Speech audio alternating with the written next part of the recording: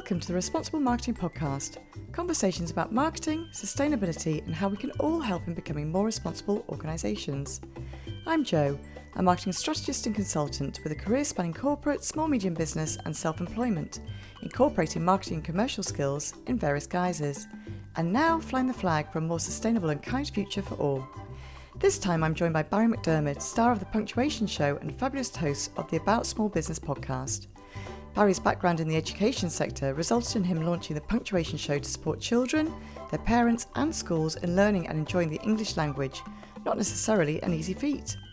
Passionate about people's backgrounds and how they found their purpose, Barrie uses podcasting as a way to showcase small businesses and their owners to boost confidence and awareness, and how talents that might not be obvious in a school setting can create real impact throughout the wider world. If you're watching on YouTube, you might also spot an additional guest this week who is making their debut appearance. He's very shy and doesn't say much, but needless to say, couldn't avoid being included. Who said working with animals was difficult? Anyway, onto the podcast. Barrie and I discuss culture of the current education system and ideas around reframing, the importance of finding your passion and the difference it can make to school, community and work life, being relatable and human to make a difference and create social impact, and we contemplate if life is similar to a game of Monopoly. Let's dive straight in. Hi everyone and welcome to the podcast. I'm delighted to have Barrie McDermid with me today. Hi Barrie. Hi Jo, thank you very much for having me on. It's an absolute pleasure. You're very used to being on camera anyway. I'm used to being on camera, however, I'm not used to being on camera with a dog. Yes, please, we have an extra guest today who won't be speaking, hopefully, but you never know. This is Bear, for anyone who wants to know what his name is, and he's just on holiday with us at the moment, so this may be his only starring time for the podcast. And for those of you who are listening, not watching, perhaps you need to look at YouTube to have a look at Bear and see how he is. He is gorgeous. So, Barrie, you have a few things going on. I've got lots going on, yes. Yes, so tell me about, so you've got About Small Business, which is your podcast, also I do YouTube. Indeed. You've got the Punctuation Show, which is kind of like your education side. That's correct. And Lanchester Media, I found. Lanchester Media, yeah. I mean, fundamentally, where do I start with this? I suppose the Punctuation Show is the one that I should introduce as my main business. Yeah, okay. That's been going 15 years. I've been self-employed. Wow. Starting from doing what can loosely be described as consultancy work for the local authority. It wasn't consultancy work. No one consulted with me on anything. Oh. It was basically, we've got a number of classes at schools across the area that we need to get the GCSE. Just go in and let us know what you need and get them through, which I did for a couple of years. And then I started utilising my abilities as a musician and an English teacher, and wrote a number of songs about punctuation and grammar. And since then, I've been travelling around the country delivering my Punctuation Show. Yes. Now, that has been the most amazing time, but with the challenges, financial challenges faced by most schools, the work I did kind of see it coming. The work started drying up a little bit. Right. And so it's like, right, I need a kind of backup plan. And so I've always done little bits of like sort of photography work, video work, which funnily enough is actually what my degree's in, but that goes back. Yeah, I saw that. Film and media. It's a bachelor's degree in film and media. That's quite something. It kind of predates. I mean, you'll remember VHS tapes and a bit rude, but yeah, U-matic. Yeah. We've spoken before, so I do know. I do know that's the area in which your age is in. So that's not deliberate insult. So basically, that's where my skills were. So I thought, right, I do want to update those skills. I want to start learning about digital marketing, because whatever business I'm going to be focusing on, it will benefit from that. Yeah. Okay. And so hence Lanchester Media, because I live in Lanchester, and I was doing a bit of media. I did like the website for the community centre, things like that. And the best way I thought to develop those skills was to start the podcast. And so I thought, right, well, where's the need? I thought, well, no, you've got obviously a lot of podcasts out there. The most famous one, I think, being your Stephen Bartlett's and your Joe Rogans of this world. Mm-hmm. Now, I love Diary of a CEO. I think most people do. I mean, you know, the numbers are staggering. However, I did feel that for your average person in the street, there's maybe a lot there that they're not going to relate to. Yeah. And I thought, well, is it possible that a more localised version of that would work? So it's not because I mean the simple fact is not everyone can be a billionaire. No, It's just the numbers don't add up. Yeah. Even a millionaire is probably quite, it's attainable, but it's hard. It's hard. It's hard work and a lot of, I think, some luck and. I'm going to say, really I think it's so one of my things. pet peeves is that the sort of the causation of hard work and financial success, because it doesn't always work like that.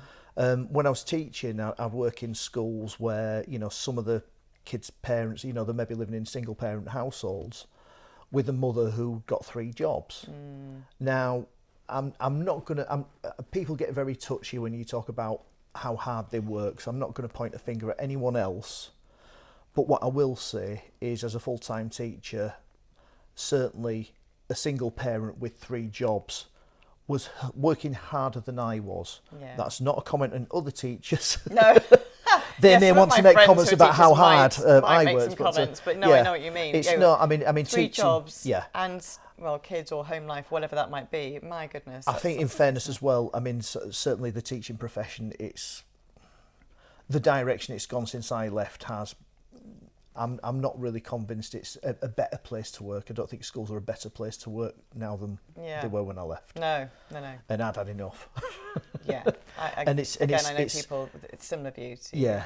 It's such a shame, obviously, like sort of with my email database, that changes every year, and like it's quite staggering the people that have left, and really? People that I know were brilliant, that I actually saw in action, were brilliant teachers, and just leaving the profession. And it's not good because we spend a lot of money training these people, and then if they, I think sort of within 5 years, there's some, I forget the percentage, but if they're leaving, then that's all that money wasted. Yeah.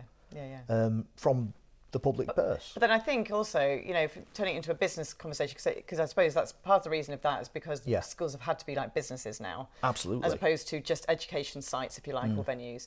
And, a lot of people aren't trained in business requirements or, infrastructure for business and things like that. But also they don't want to. I'm guessing if you're going to teaching, for me, you're going to teaching because you love teaching kids or young adults or whatever it might be.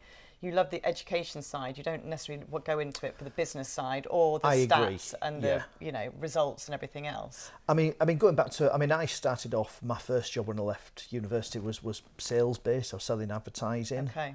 I then went on to be selling commercial training, and then went into IT recruitment, which, it's a sales based job. It's all hammering the phones, and I mean the experience was great, and I worked with great sets of people in each of those jobs.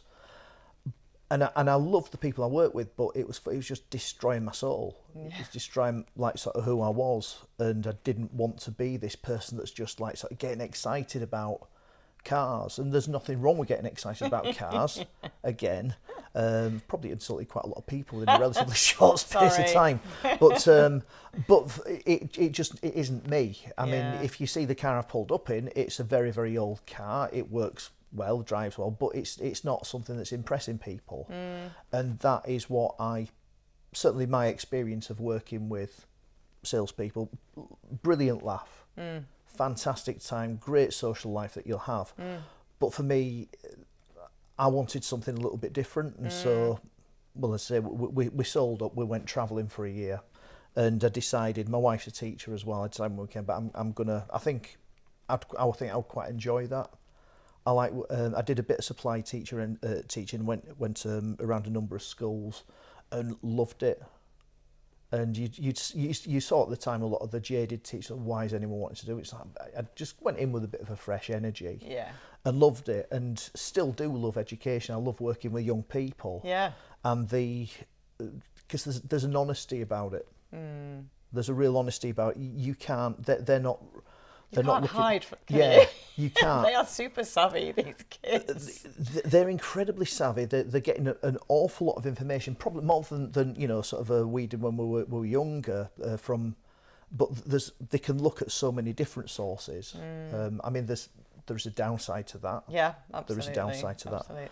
But I think as a society we've kind of struggled to keep up with it and managing their access to this, and it's all been about control, and it's that thing, the tighter you grip gets, the more slips through your fingers, and I think we're seeing a lot of the consequences of that now. But no, I mean, I do love working with younger people, and hence that's why I decided to form the Punctuation Show. Yeah, but you went from say teacher to examiner. Is that right? I did examining as part of my. As your training. I regarded as training for the Punctuation Show, just so I was keeping my hand in. And I've been marking for the past however many years. I've not done it this year. Just because my kids might appreciate that. They're both doing their exams this year, and it's quite tense. It's I mean, it is. I mean, it's tough. I mean, I don't know. I have been reflecting on the education system an awful lot, because I think I think we touched on this when you appeared on my podcast. Absolutely. I think we've got such. I mean, the world's changed unrecognisably, I think, within the past sort of 10, 15 years. Yeah, for sure. To a point where we need to look at what do we want to get out of this system, where we've got a captive audience of young people, a growing, not masses, but a growing number of people who are opting out of that and are opting for home education. We need to be looking, right, what's causing that. But I think it's also the skill set. Even when I was back at school back in the day, there were skills that I learned that clearly weren't relevant, but obviously it was a way to demonstrate your learning and your capability and everything else, which I kind of get. But the world, like you say, the world has changed so much now. Yeah. And the kids aren't taught like the life skills that they need now. So I'm not talking about social media and stuff like that, but I'm talking about, how to apply for a job, how to get yourself ready for a job, how to even navigate the employment circuit right now, because it's, again, so different from when I left uni. I could have walked into a job straight off. I think that's a really curious thing, because I mean, I wouldn't know where to start. No, it's like, where do you look tough. for jobs? I mean, like, so even if I was a teacher, you used to get the Times educational supplement, and that would land in staff rooms all over the country on a Thursday, and everyone, I wonder what's going on. You'd see which of the local schools are recruiting. Yeah. Even if you were quite happy in your job, but that came out, you knew, and then you'd apply, you knew the interview process. Yeah. I'm not even sure what the replacements of that is, because, and even working for the local paper again, it's like for local jobs, worked for the Yorkshire Evening Press, and I think it was Wednesday, the recruitment day. Okay. And that came out, and you knew that you could look in that paper and there would be a plethora of jobs there. Yeah. And Thursday was a property, so all the new properties came out. It was just that sort of routine, but these things are different now. It's, everything. I mean, I suppose for property, you've got your Rightmove and Zoopla that every agent has to be on.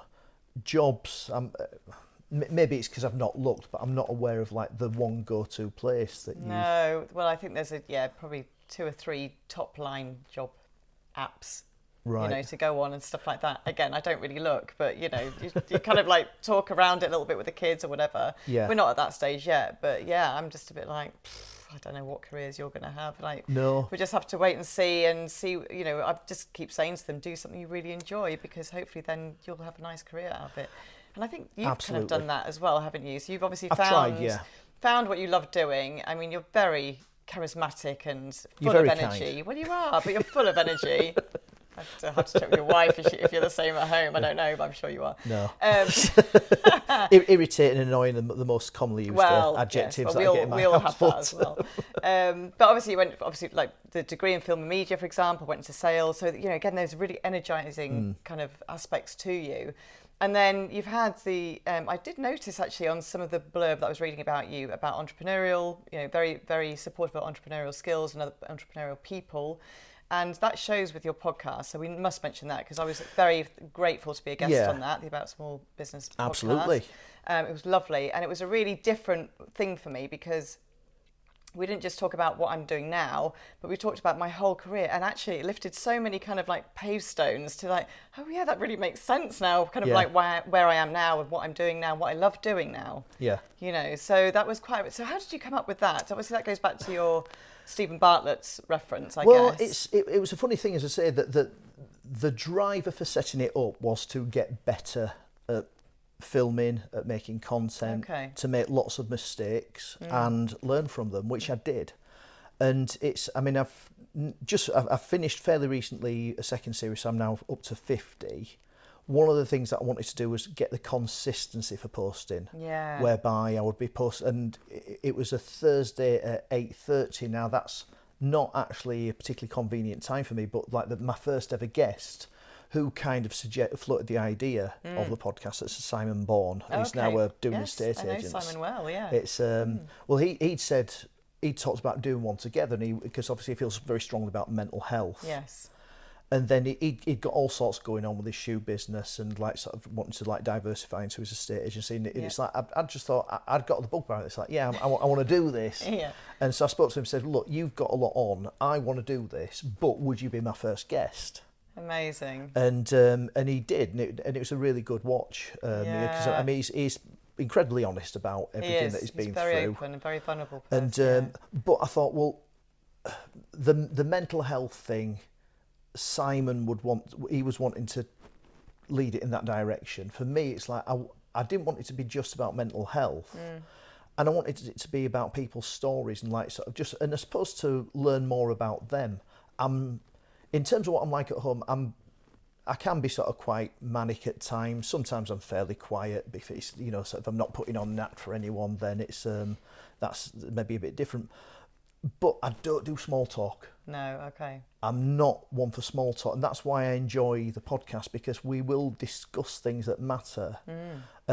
We've not spent a lot of time together, but we've had in my opinion, what I felt was a very meaningful conversation. Yeah.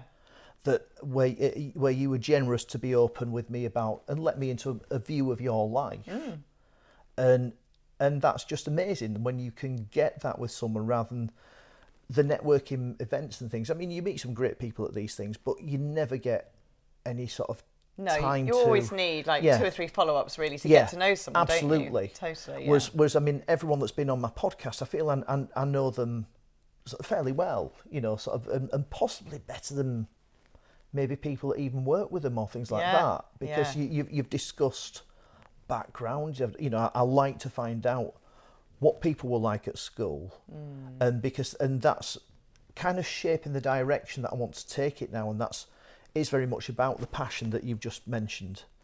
It's because I do feel that if everyone did what they were passionate about, if schools even could help people find what they're good at, then that's going to create a much happier society. Now, as I mentioned to you earlier on, I'm getting building work done at home. Yes. Now, and the guys that I've got in, they love what they're doing so much, and you can see amazing. that they're coming in on Saturday, they're coming in bank holiday, and it's, I mean, there may be some I'm paying a final figure, and that's all I know, but you can see the way they're working. That they be pride in their job, and as well, there's absolutely they're doing the right thing for them. Yeah, totally. Other people, I think it takes, if you find that, and I suppose like sort of particularly in the northeast, the trades, and dare I say for men, it's a quite a good go-to. The army is another one. I mean, I'm not sure. I've also had some reservations about the number of young men from the northeast that go to join if they want to join the army. That's brilliant, and a lot of respect for the army. I don't like the idea that I feel some people go join the army because they don't think that there's anything else, or they're not good at anything else. Or they're not good at actually thank you for clarifying that, because that's the crucial thing. And I often mention this story when with people who don't feel that they're good at things, and I think that's a real issue with school. Yes. Because I'm sure teachers don't necessarily mean to do this, but I think by nature, if you're forced to do something every day that you're not good at, and then you're put in sets in a group of people that you're either in, if you're in top set, it's brilliant, because you're working with all these other clever people that are good at whatever it is you're doing.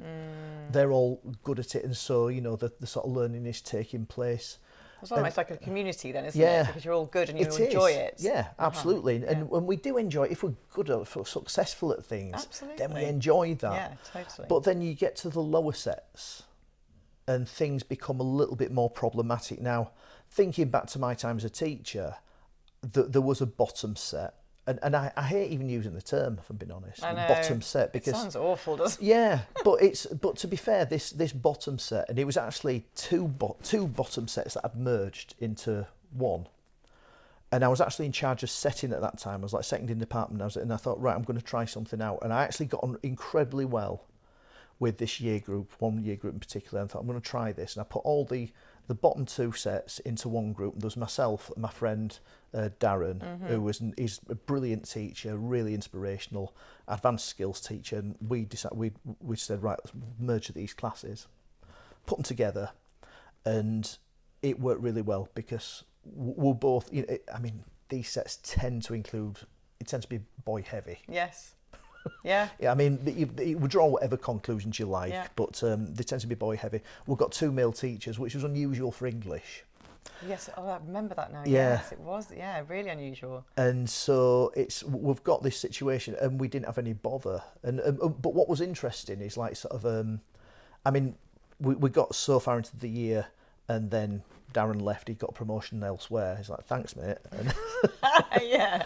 And I remember, again, we've got these young people, and I turned up to my lesson to just go start a lesson, and for the first time, I was team teaching with a supply teacher, and I got this guy, Yeah. Okay. and who was there. He'd got a briefcase. He just looked like a fish out of water, Oh, no. and you could see the kids.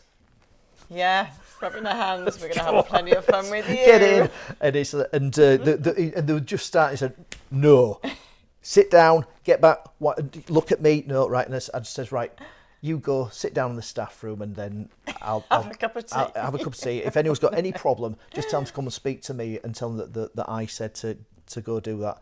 And I went and immediately lesson, and it went fine because a relationship had been built by then. Yeah. And I just went down and said, look, I will teach this class on my own. It will work. Come and observe if you want and see for yourselves, but this will work. And as I say, it is about those relationships. But what you find in those lower sets as well is you've got all the vulnerable kids. But there are 2 types of vulnerable.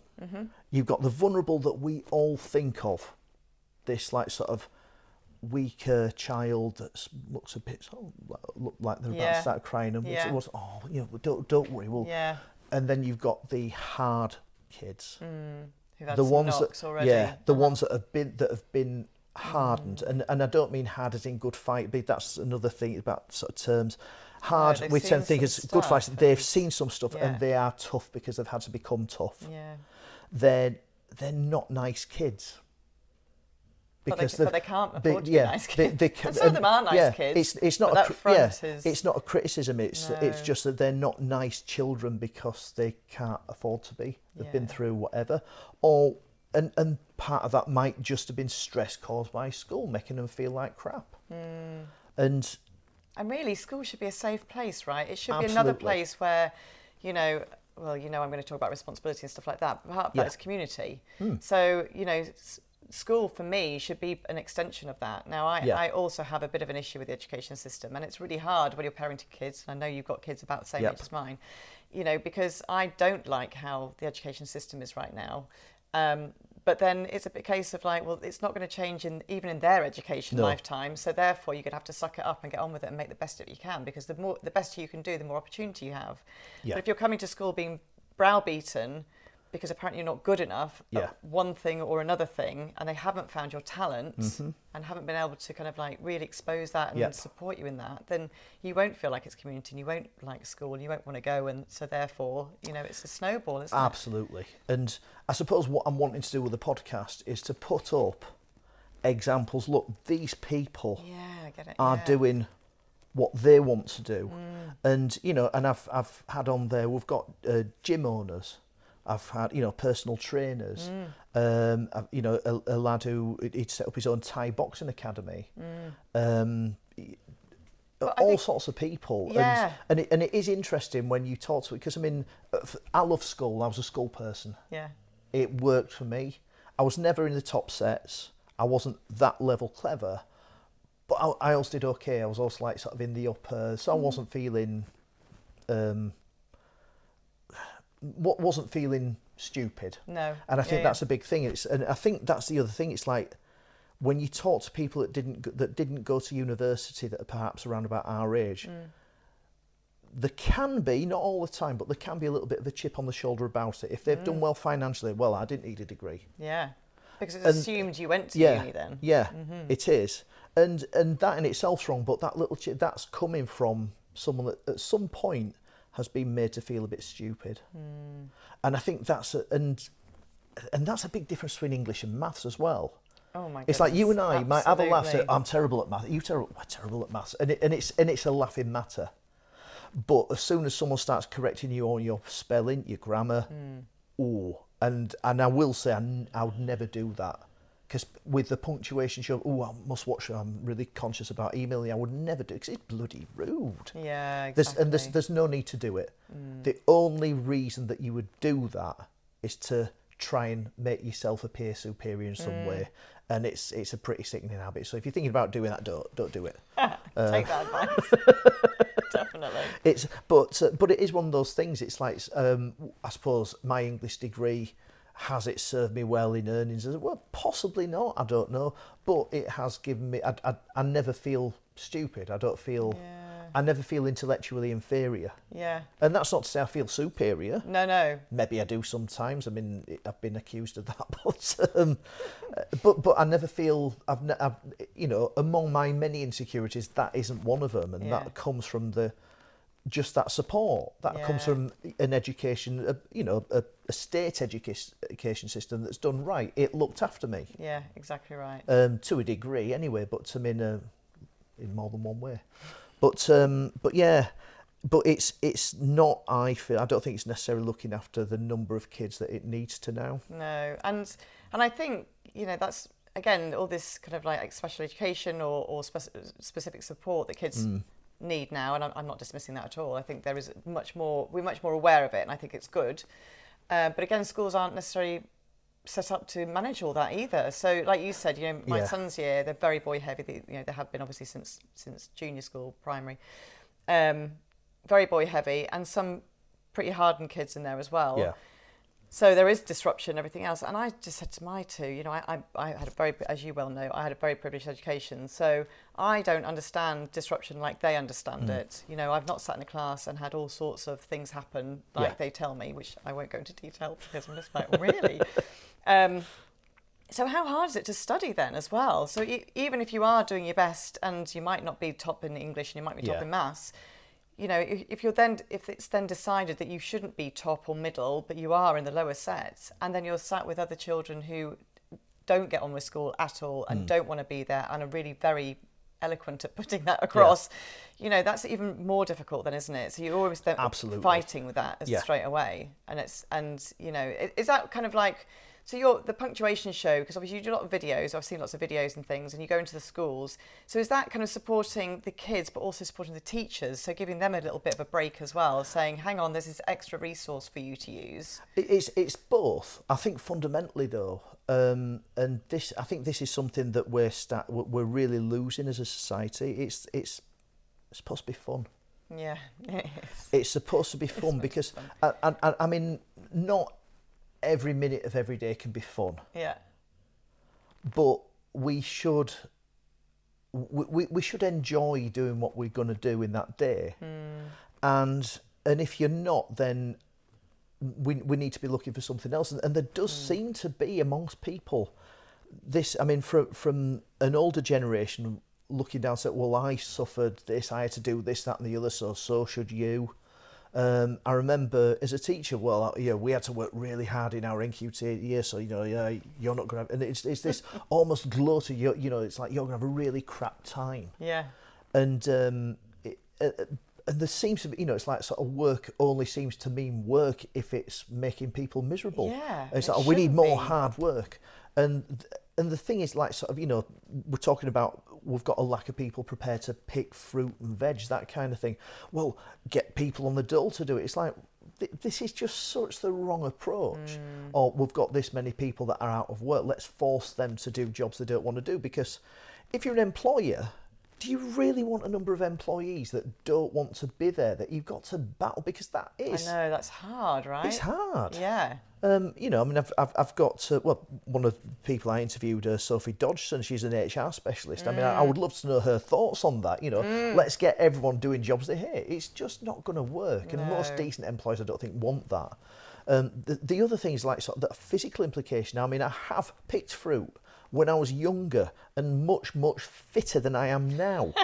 Maybe you should get back and do some, get yourself fit. Well, I get to the gym. I'm That wasn't a criticism. No, Wasn't but I mean, the simple fact of the matter is I am at an age where I wake up and my back's sore. Yeah. It's no one tells you about this when you fit. It's going to happen. Make the most of your youth and your flexibility, because it goes and it's horrible. But I mean, I do go to the gym quite a lot, but I couldn't do that job without causing permanent physical injury. Hard work. It is physical hard work. Just some people can't do that in the same way. You know, my eyesight's not the best. I can't be. You know, if we've got a shortage of fighter pilots. Well, Barry's a bit of a loose end. Let's get him in a fighter engine. So, yeah, great, smash. It's just not going to happen. And it's like, so when people say, oh, well, just put these people into these holes. Yeah. It's just not appropriate. I think that's the other thing as well. Like you just said, putting people in the holes they're not meant to be in. Yeah. And I think, you know, as you go through, I mean, I suppose you and I are of an age where we've been through probably a few jobs and everything else, and we've worked out what we enjoy and what we don't enjoy. And to say to the kids, find out what you enjoy. But of course, they haven't. You know, they know, in fact, both mine know what they don't want to do, because they work in hospitality now, and although the business they work for are amazing, they don't want to work with some of the people they have to come across, you know, during those jobs. And so that's been quite interesting. But yeah, also trying to squeeze people into something that they're not. Yeah. And towing the line. You know, one of my old directors, he's a bit older than me. He's not old, but, you know, I used to work with him. He always said to me, what you want in your team is people on the bus. So people on the bus, they've bought the ticket, they're on the seat, they're behind you, they're singing songs, they're doing whatever, and you're all going in the same direction. What you don't want is somebody that's not on the bus, because they're probably by the tyre taking the wing nuts off and, you know, nicking off with your alloys, or, you know, your tyre or whatever. So it's that kind of thing, isn't it, where to squeeze someone into a job they don't want to do, they're not going to help that business. Not at all. Or that organisation actually go forward anyway. Well, that's it. And I think it's the same with the school. I remember...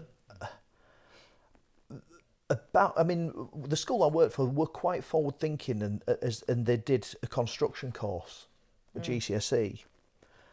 And I remember there was one young lad, I didn't teach him, and I found out about this meeting that this lad, he's been a bit of a problem, a bit of a pain in the back. So he's clever.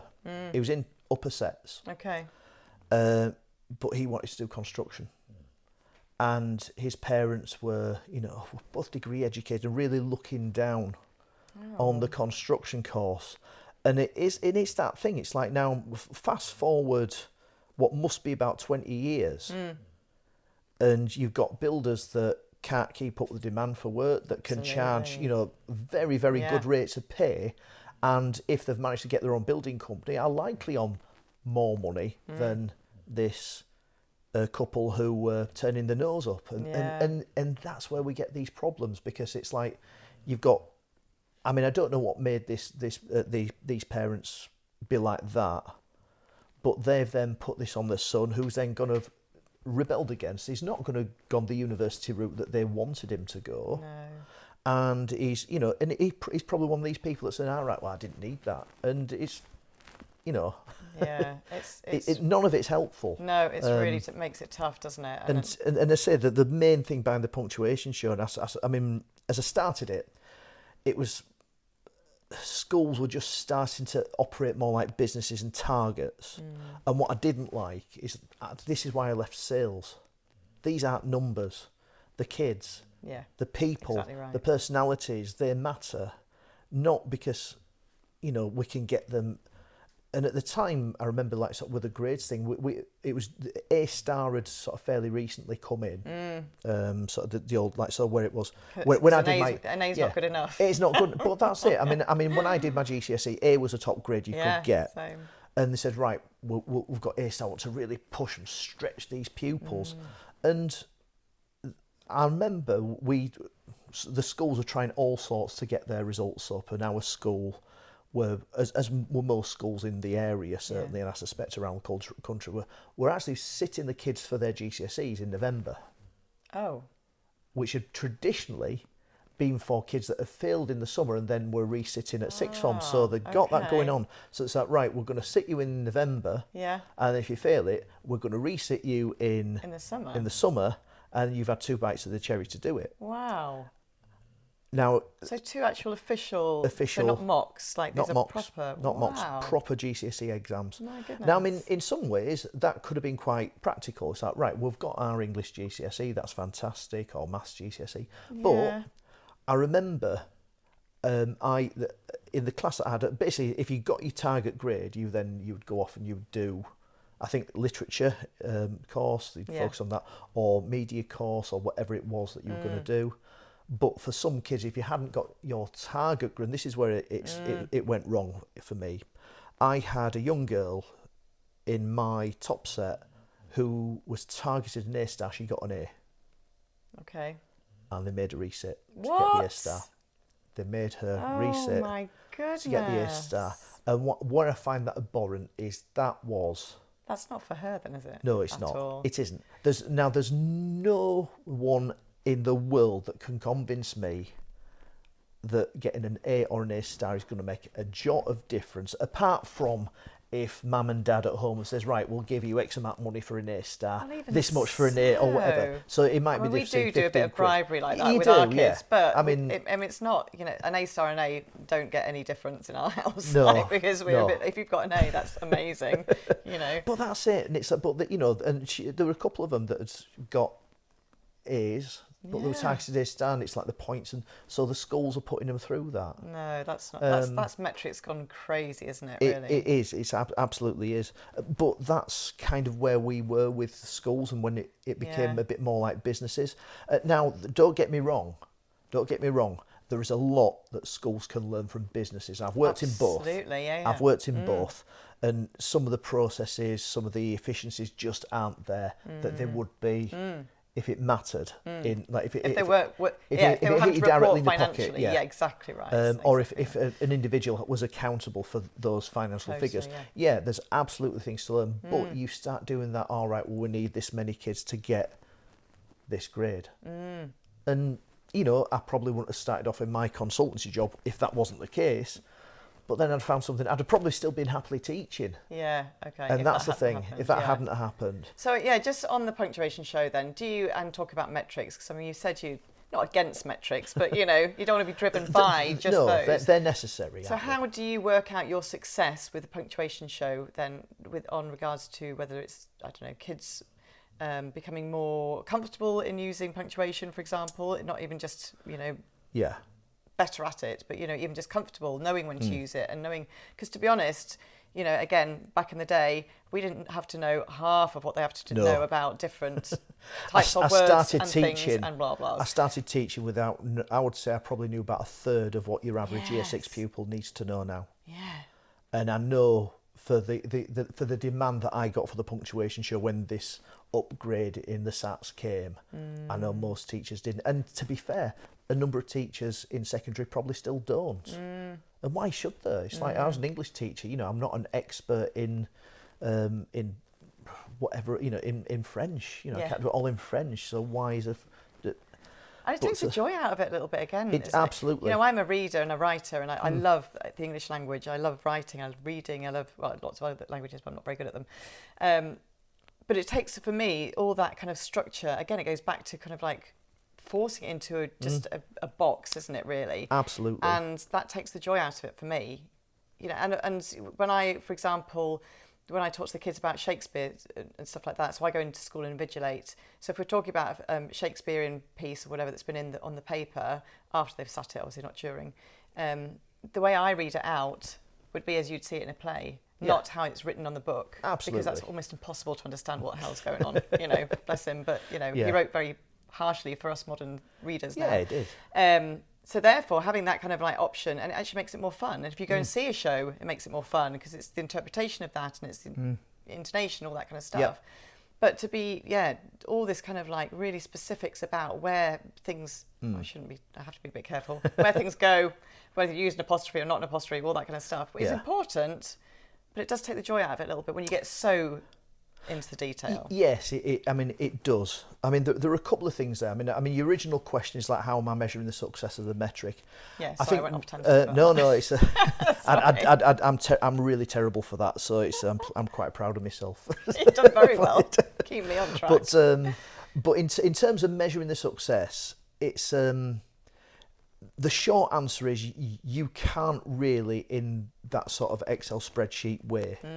But I was always very clear about that. It's like what I'm doing is a rebellion against spreadsheets. However, what you will see is you will have, at the end of my show, you will have kids leaving that hall knowing a bit more than they did or being a little bit more excited about what they've done. And then when you mention brackets or an ellipsis or something like that, they will be, they'll get excited. You'll see the faces light up and they'll start doing the little stupid little dance that we've been doing. I'm glad you don't do it on your podcast.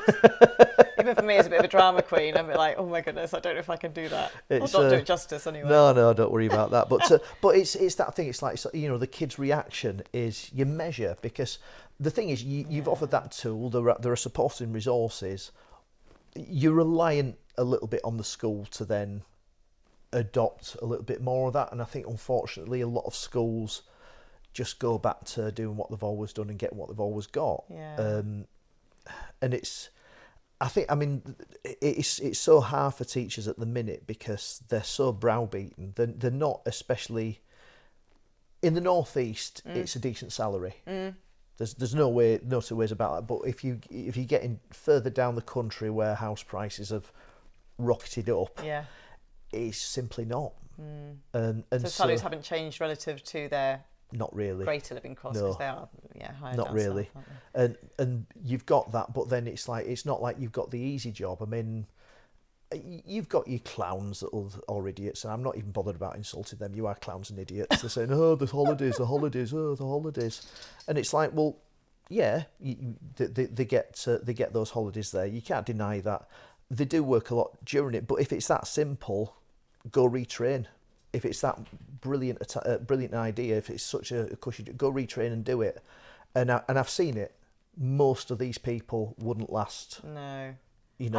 I did have a thought, probably about, I don't know, maybe 30, maybe 25 years ago, thinking, do you know, it'd be really nice to be a teacher, being in a classroom with kids and educating them and have the holidays, everything else. And actually, I am the worst person to be a teacher, I think, certainly for kids. I don't know, because I want them all to sit still and listen and do. That's the problem. I'm not very good at fluid stuff like that, I guess. So I'm a bit older, probably I'll be better at it, I think. I'd be a bit more understanding. Well, to be fair, I started teaching when I was 30, so it's... Okay, yeah, so a bit of maturity and you get...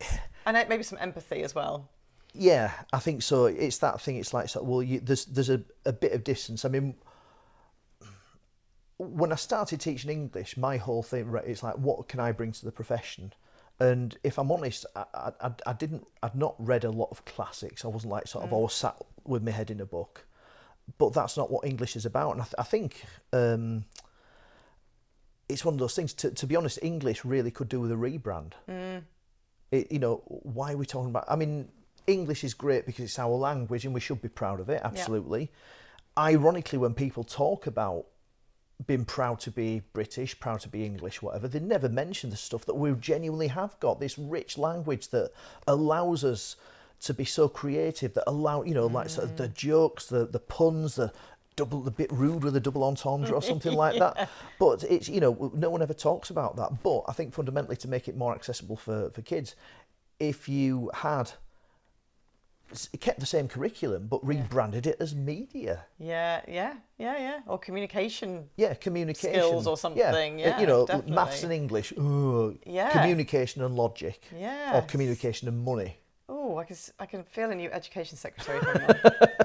vote for Barrie. So sadly, no one listens to me that much, but it's that thing. Yeah, I mean, it's we all know, true. you know, you've got to communicate with young people in a medium that they want to, and it's one of those things. When I started teaching, it's like, you know, I went into a school where there were amazing teachers. It was a tough school, and they were brilliant. They'd go in and like they'd walk into a room and everyone's like, you know, they'd leave and it was like, rah! Paper up in the air.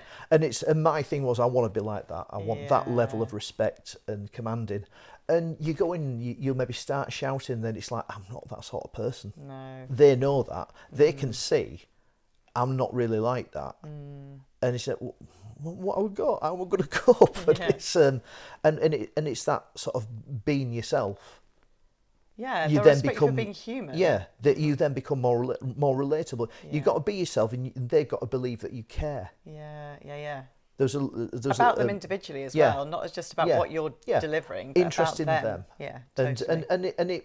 And I was genuine. You know, I keep in touch with quite a number of and you know, I'm quite proud to say I've been able really nice. to help as well. Yeah. Like sort of one lad ended up homeless, and like sort of he'd managed to get still keep contacts over Facebook, and I was able to like give him advice about who he needed to go see, and he managed to get into sort of some accommodation, but because he knew who to go to see for help.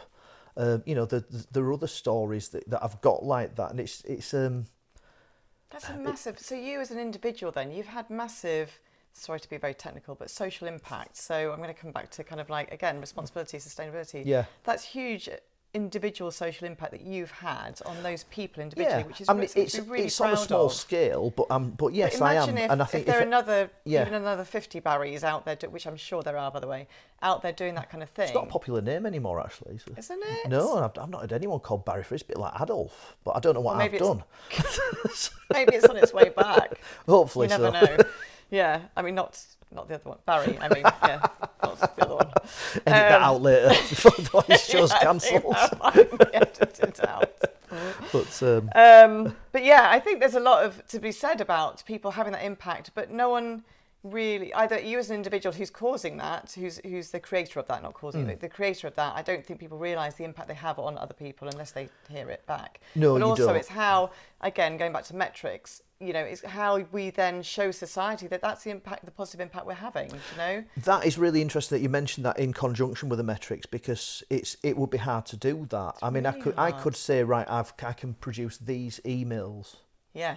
But the thing is, I would have had to have had those, and that's not always been the case. That you know, people might be in touch, but I mean, I can think off the top of my head of 2 ex-pupils that have said to me, "You didn't realise this, but you got me through this," and I had no idea. Yeah. But I think to pull this back to what I was saying earlier on, the opposite can be true as well.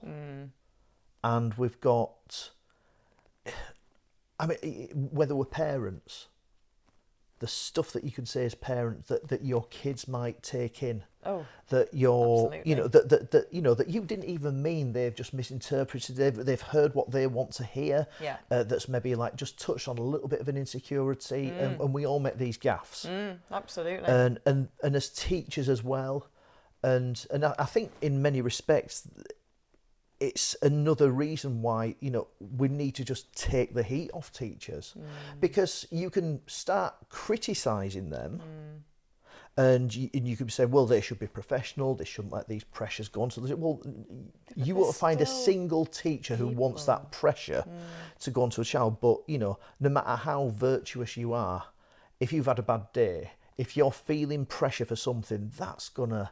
Think about as a parent, if you've had a crap day, or maybe you've lost your job and you're struggling to pay the mortgage, your kid comes up and asks you for something, you snap. Yeah. It's these little things, it's so easily done, and there's not a single person out there that's not done something. Some maybe are worse than others.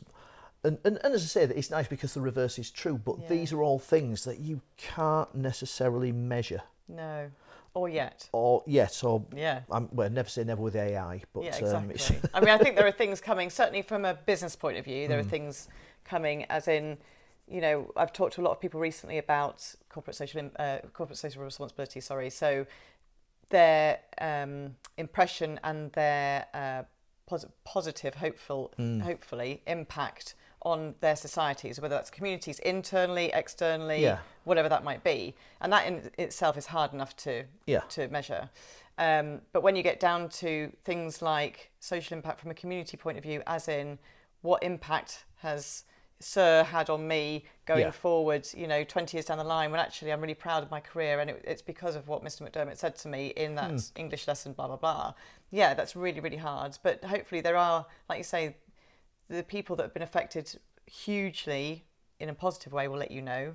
Yeah. It's then also understanding, like you say, understanding those people that haven't had a good experience and therefore, so again, going back to business, it's those businesses that are maybe just not really addressing what the community issues are, but thinking they're just throwing something at it, whether that's bodies or money or whatever. Yeah. And then not actually taking the information back to say, the little flag wavers saying, actually, no, that's not what we want. Actually, we could do with this, which you could help us with. I think there's the other issue that compounds that is, I think we're all perhaps a little bit guilty of hearing what we want to hear as well. Yeah, communication, right? Yeah. English language again. There you go. Oh my goodness. We're almost rebranding. Full circle. We are rebranding. It is true though.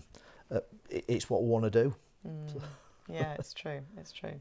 So, and so obviously the Punctuation Show, very much on the education side. About small business, you've talked about a few of your guests before, and what I really liked is you've got a massive variety of ages and experiences and backgrounds. Yeah. So, for example, Jamie Pell, you've had on, I know, talking about, again, mental health, ADHD, his career, all that kind of stuff. And there's been a few of those more recently, which I think have been really interesting and very useful for, again, younger generations, but also even my generation to understand, actually, when you meet somebody, especially, I mean, I guess it depends on whether you enjoy people or not, but, I'm very receptive to how someone stands or how they start the conversation and things like that, and that will obviously give you indicators of how they want to receive information. Again, going back to that communication thing, isn't it?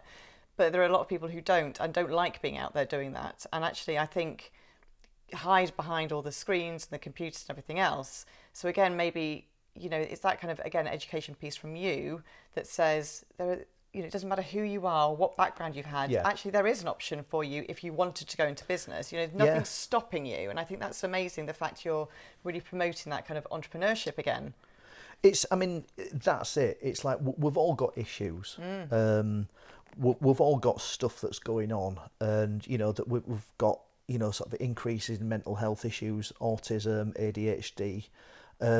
What's been quite staggering to me is, like, through doing this podcast, the number of people that have been talking about some kind of form of neurodivergence, but also the stats that are showing that those people can then still thrive. Yes. Totally.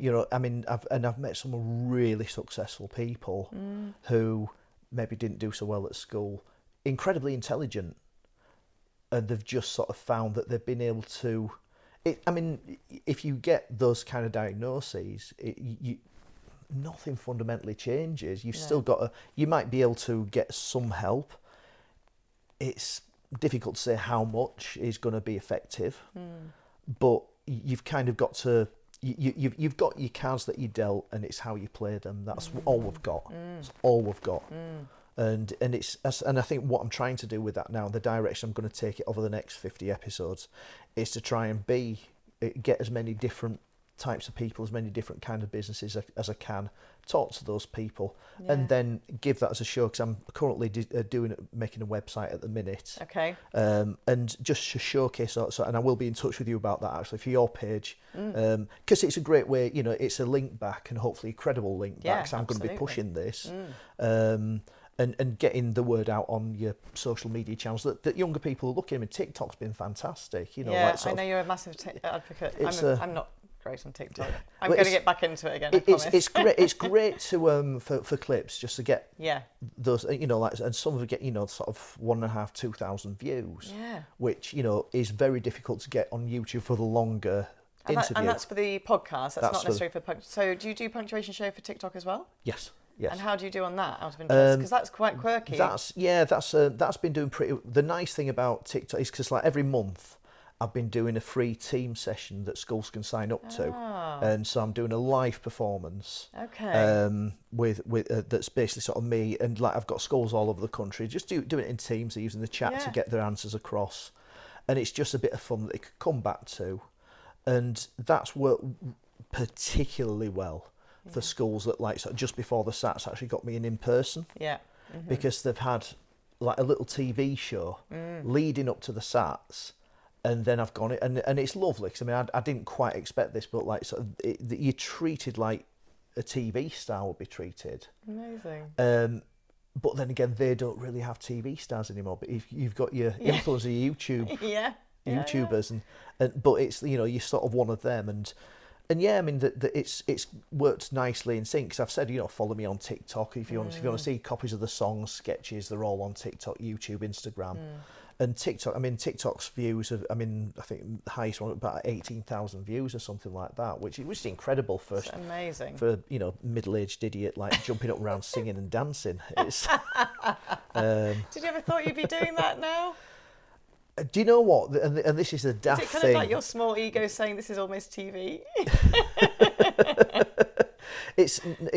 I mean, the thing is, it's probably what I always dreamed of. Is it? Yeah. Oh, good. I mean, I've been incredibly lucky. I mean, like sort of, I don't know how I've made it pay. It's I'm far from a millionaire, but we do all right. Yeah. We do all right, and practically everything I'm doing is making people that little bit happier. Yeah. Whether it's a punctuation show, I play in a band on a weekend. Yeah. I work with young people, like I work with my daughters,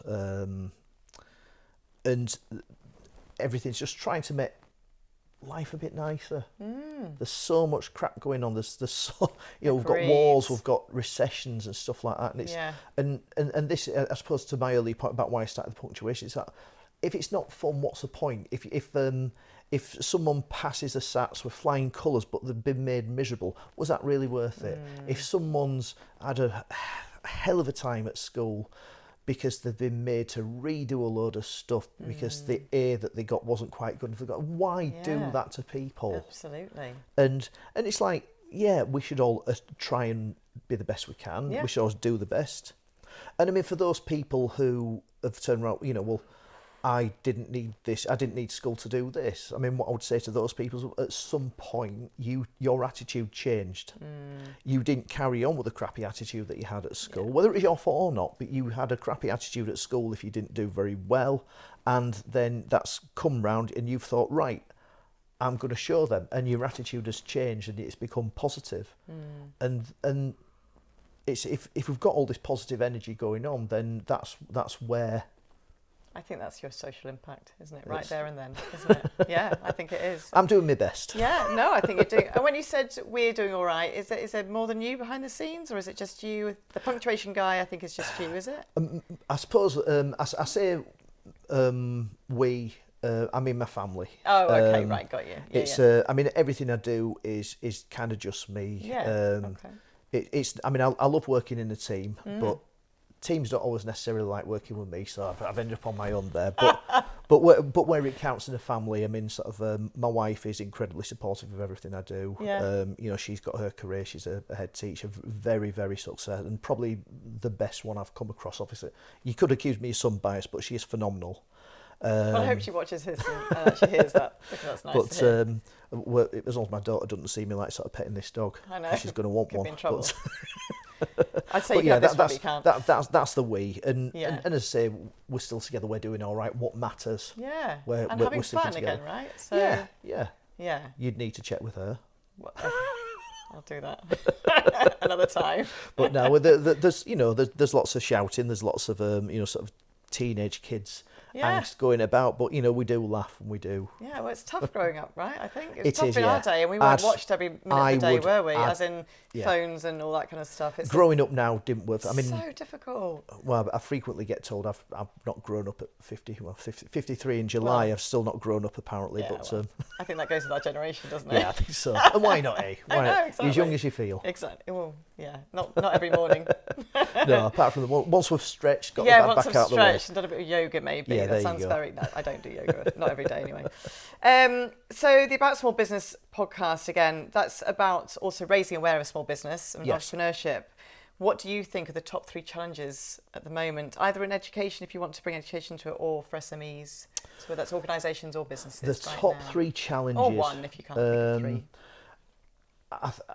I think that basically it's for any business, it's finding your audience, because if you can do that, and you are actually genuinely serving a need, then you're halfway there. Yeah. I think if you do have to look at it and think, well, if I'm not finding my audience, am I doing something that the world needs? And that's the other thing. I think the other challenge is at the minute is financial. Yeah, a lot of that. And I mean, there's been a lot of discussion about this. I don't know if you've seen like the Gary Stevenson stuff. He's on about tax the millionaires, that sort of movement. Yeah. And I do see both sides of this, because at the same, it's a hard one, isn't it? Yeah, entrepreneurs need to be incentivised. Yes. But at the same time, I think we do need to remember, and people might say, oh, you can't compare life to a game, but the game of Monopoly is based on our economy. It's literally based on that. So yes, you can compare. And if you think about what happens in that game of Monopoly, it's difficult to say someone wins and loses, but but in order to lose, you can't afford to play anymore. It's very true. You can't afford to play anymore. And I think at this moment in time, I think we're dangerously close. Because when you can't afford to play anymore, one of 2 things is going to happen. One is, at best, you just kind of go through lost and like, oh, right, maybe you live to play another day. At worst, and I'm still speaking metaphorically, is that we have some like sort of throws the board up, and smashes it up. Yeah. And I think as a society, in those sorts of terms, we're getting dangerously close, and there's a lot of feelings that have been manipulated. And well, historically, we've been here before, right? In different guises, but it's happened before. Yeah. And the people have finally said, absolutely not. We're not. This isn't happening anymore. And Yeah. I think you're right. And I don't. There's so many dynamics within that. Not to get too political. There's so many dynamics within that, but I still think community will show out, as the best thing. I hope it does. I think in a positive way. To me, it's a little bit different this time because, I mean, just with you, I'll not go full on soapbox on politics, but what I will say is within the past sort of 10 years or so, politics has divided as like I've never seen it in this lifetime. Absolutely. The divisions are so, and I do find it really saddening because I've spoken to people who, on paper, on Facebook posts, on tweets, you would think these 2 people are going to hate each other. But when you actually talk to people and you actually break down, so and I've actually said to people, what is it that you think we disagree with? And it all comes back to that communication, and then there's so, well, I want this, well, I want that too, I want this, I want that too. Yeah. And then it's we're basically social media is been manipulated to manipulate emotions, and now I'm not one of these people that will criticise social media outright. It's been amazing for me. I mean, like with the Punctuation Show. And Facebook, I've been able to keep in touch with lots of old school friends, and I've been travelling around the country. I've been able to through being in touch with them, just drop them a message on, "Are you in? Can I come and see you?" My childhood best friend. I've been to see him quite a lot of times. I've gone down to sort of Guildford and Surrey, where they live down there, and I've been lucky enough to get some work at a school down there. And I can go see my childhood best friend, and I mean, how amazing is that? Yeah, it's incredible. I wouldn't have done that but for social media. Yeah, Let's not totally dismiss it as this massive evil, but But it's what as you make always, of in the it. wrong hands. Yeah, it's what you make of it, You know. and I mean, and human nature. You know, there's a dark side of everyone's nature that can be quite seductive. Yeah, absolutely. And if there's money in it, which there is, Yes, there is. then Plenty of it. yeah, and that's it. And it's but that's I would say that's probably. That's a major challenge that any business has got to kind of but navigate. I think in the SME sector, then we're in some ways the better position because we've got the agility. Yes. So whether that's agility to switch how you communicate with the audience. You said earlier when you were looking to take the Punctuation Show into schools, and then obviously the funding kind of got a bit squeezed and everything else, so they didn't have the money. But therefore you went on TikTok and you used social media to actually keep that going and doing your video resources and everything else, and your team's support. So that's another way of being agile about it. And again, financially, these people who own businesses and run businesses, if they run them well, they're agile enough to see what else can be done, or how they can switch their business a little bit. I hate the word pivot. I'm not going to say pivot, but switch the business a little bit to really try and accommodate as best they can do. It's not to say there won't be any fallout, but at least to keep the business going or the organisation going, and that's the important thing. Yeah, absolutely. Yeah, it is. So. Thank you so much for your time today. Thank you. It's been a pleasure. Oh, it's been lovely to have you. So, About Small Business podcast, you said you've got a new season coming. I have indeed, yes. Roughly launch time, do you know? It's going to be dropping. I'm going to be committing to doing that next Thursday because I'm going to be putting out a trailer tomorrow night, which I have to go home now and edit. Okay. Well so done. that is Good a commitment. deadline. So the trailers for that's going to be coming out tomorrow night on YouTube. Actually, that's not tomorrow night for you guys watching because this will come out after that. Later, but in real time, I've now got to go home and edit a trailer, and then it's going to be launching next Thursday. I'm not even sure what that date is. The 31st, 30th, the 29th. 29th. 29th of May. Around the 29th So of May. Yeah. It launched. Launched on the 29th So where are of May. people going to find it? That's probably the easiest one. They'll find it on YouTube, Spotify, Apple Podcasts. If you it's at About Small Business, wherever it is. Check out those. You will see the lovely Jo Long. You will. On all those channels. Thank you for that opportunity. And what about the Punctuation Show? If schools or parents or whoever want to get in touch with you, how do they find you? www.thepunctuationshow.com, and then it's just at Punctuation Show, apart from Facebook, which is The Punctuation Show. Okay. But at Punctuation Show on TikTok, Instagram, YouTube, loads of stuff on there.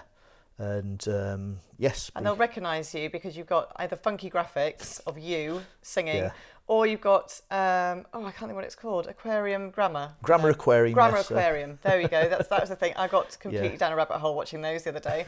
Thank you for that. They're quite amusing. I like them. It's one of these things. It's not really for my age group, but it's really good. It's a sort of a cringe thing that you can throw. Remember your full stops. I'm going to put that on. Yeah, it's really good. Or or use it as a reward if they're like not quite as cynical and jaded through the school system. Exactly. Barry, it's so lovely to have you. Thank you again for your time. No, thank you so much. No problem. Thank you for watching and listening. I'll see you next time. Bye from Bear as well, I think. Oh yeah, Sleepy Bear. You've been listening to the Responsible Marketing Podcast. You can contact me with any questions or comments by email at joe@jolongconsulting.com or find me on LinkedIn. All recordings of the podcast can be found on the usual podcast channels as well as on YouTube if you prefer to watch rather than just listen. If you've enjoyed this episode, please hit subscribe, which helps the podcast to be found by more people. And of course, feel free to share it on your socials, with your friends and your colleagues. That's it for now. So until next time, thanks for listening.